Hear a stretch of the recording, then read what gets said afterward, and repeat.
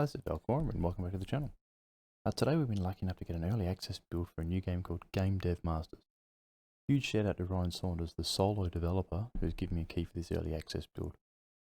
The game's due out 3rd of June, so if you like it, go and add it to your wishlist on Steam. It really helps out the developer. But I have had a bit of a play with the game before recording this video, and been talking back and forth with Ryan about some of the how to play the game, how the feeling of the game is, etc. He's been super awesome with taking feedback and letting me know what his thoughts are for the game as well. So super interactive, that's been amazing. So instead of doing a first look video, I'm going to show you how to develop your first game, because that was a little confusing for me. But once I understood what was going on, it made it a lot better. So I figured I'll do a video on how to make your first game, so that if you do look at wanting to play the game, you can get through it a bit better than what I did in my first playthrough. Alright, let's get started, and please remember to like, subscribe or leave a comment, as it really does help me out.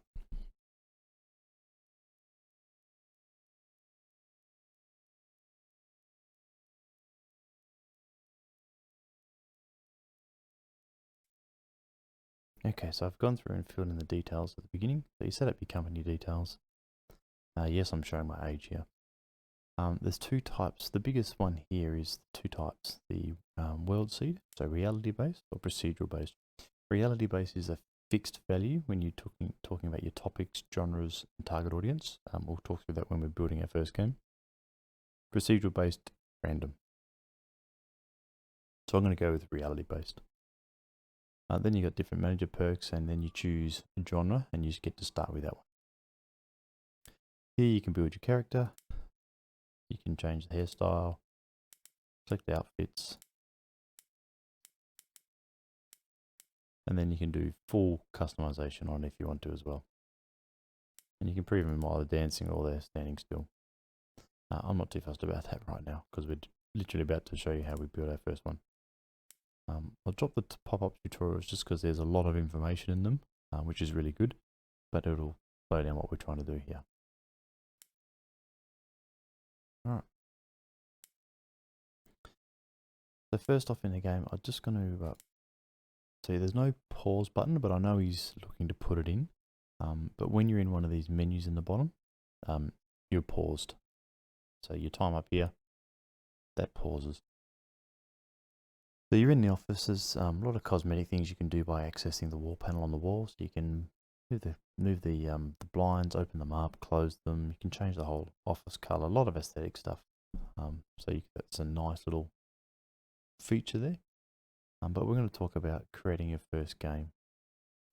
So there's plenty of different options, but we'll maybe do different videos on those options maybe a later time. So in here, begin a new project. We won't enter the name of our game, or you can select random at the end, but we'll just call it my first simulation. Right, so these are the topics that we've got. The biathlon, dungeon and parkour, and we know that the genre we chose was simulation when we were picking our country. Now there is a Google Doc cheat sheet that gives you a breakdown of what's good for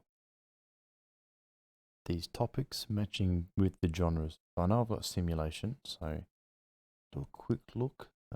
Biathlon with simulation is a good match. Not a great match, but a good match. Dungeon with simulation is an average match. And parkour with simulation, I think, is an average match from memory. Yeah, average match. So I want to choose biathlon with simulation. Now you can research these as well. Cost you money to do it, but you can research these so you can get more. So now we want to check what the target audience for biathlon is. We're looking at my cheat sheet. I'll put a link in the description. The biathlon, the best target audience is children. So we'll target children.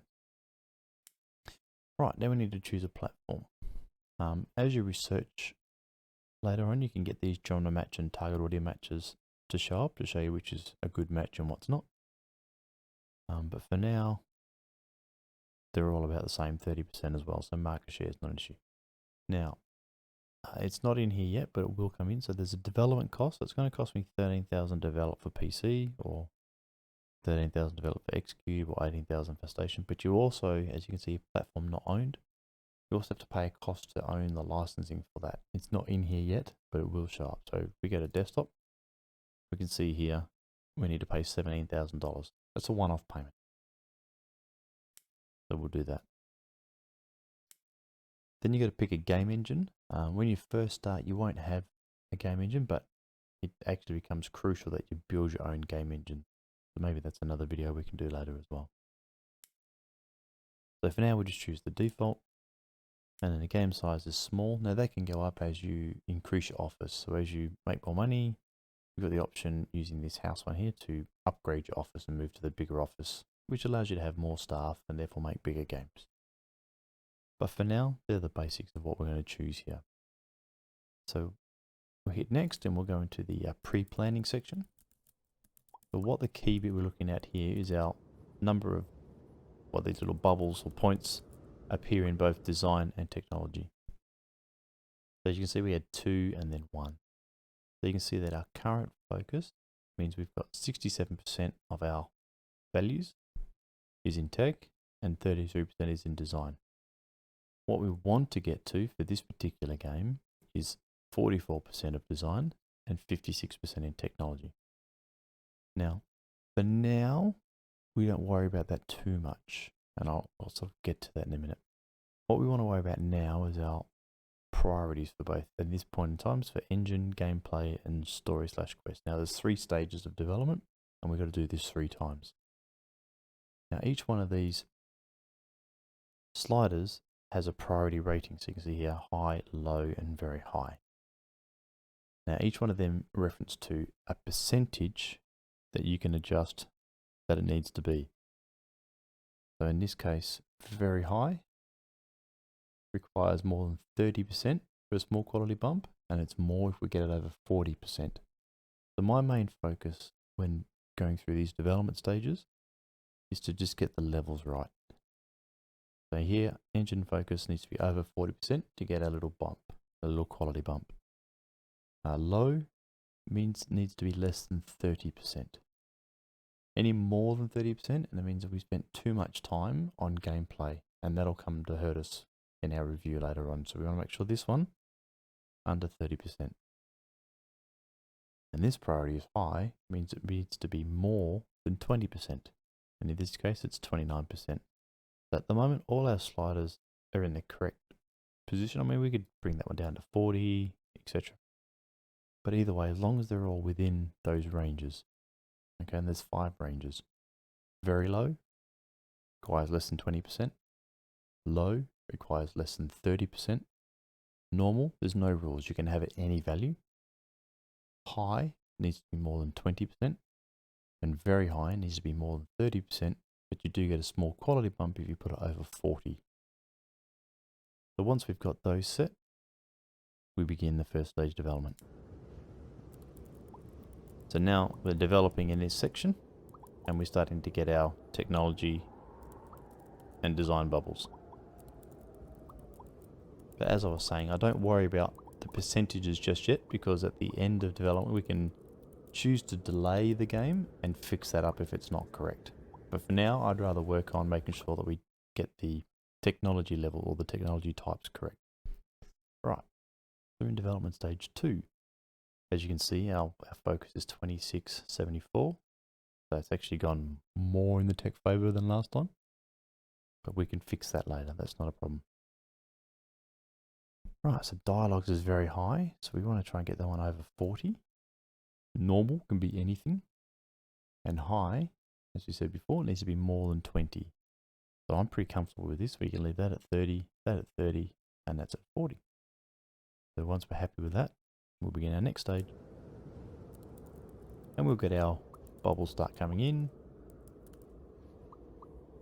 And our bugs. There's a stage where they work on the bug.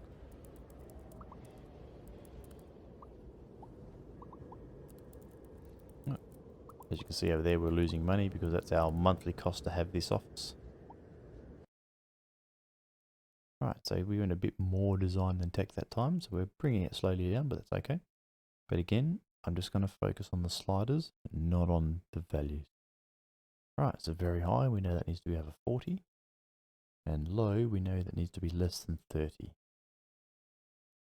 So we do that, and then normal can be anything. There's no effect whatsoever there. So we're happy there because all our sliders are again once again in their correct place. Let's begin the last stage of development.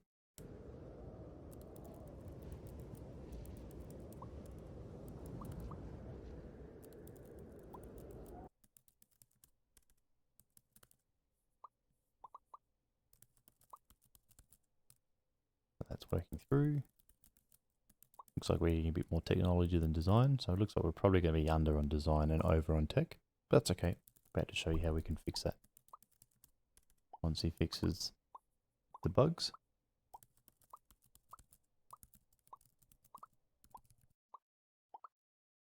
Alright, so now we hit finish development. So as you can see, our current, what we finished on was 35% in design and 65% in tech. But we need to get to 44% and 56%. Okay. We also would take a little bit of a quality drop because we don't have the minimum required of 75 points. We've got 51. 33 plus 18 is 51. So we want to try and get it to 75. That's not hugely important, but combining having the balance right and the required minimum right gives you a better chance to get a higher score for your game, for your review. So in this case, we want to delay the launch.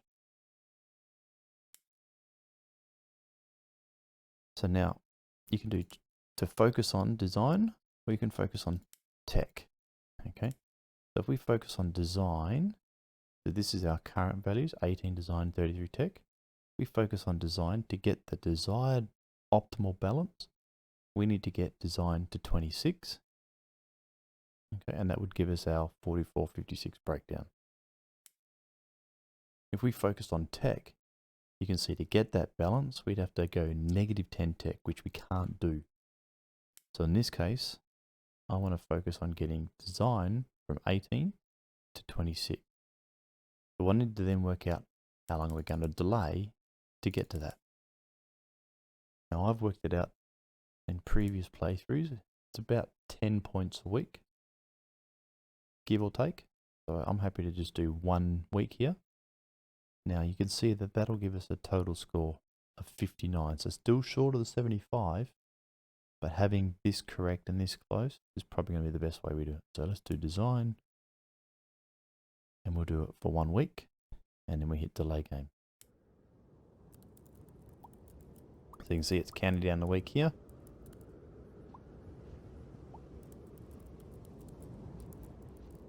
It's only putting design bubbles in. So now we're at optimal. Yeah, we got 11 for that week. But see how we got it to 47 and 53, and the optimum's 44 and 56. Now I can't remember if Ryan said it was needed to be within 3% or within 5% is ideal way to get to. But either way, pretty happy there. So keep in mind here, when you do use a delay, scores lower than 6 will result in lost fans, which isn't a problem for your first game because you've got 0 fans to start with. Now my understanding of this price slider, all the way to the left, or the lower price, will allow you to gain more fans, and all the way to the right will allow you to gain more money but less fans.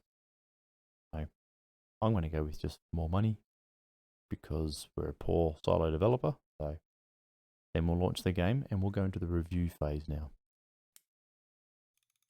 So let's see what our review is. So we got a 7. Another 7, even though these are rounded to the whole numbers, even though they might be a decimal.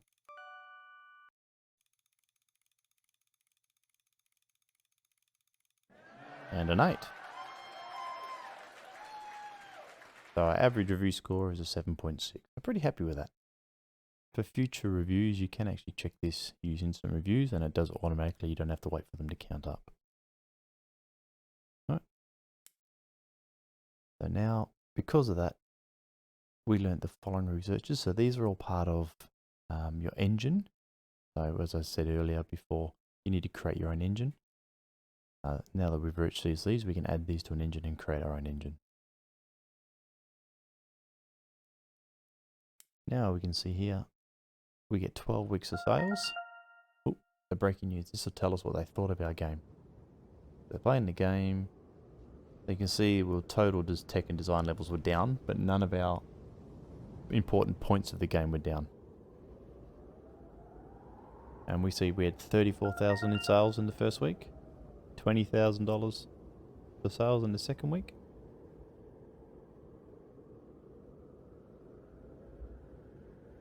The next week. So you can see, yep, so we had 16,000, still making fans. That's all in all, reasonably successful first game. Alright, we'll leave it there. Thanks for watching. If you like what you see, please hit that like, subscribe, or leave a comment, and we'll catch you next time. Thanks.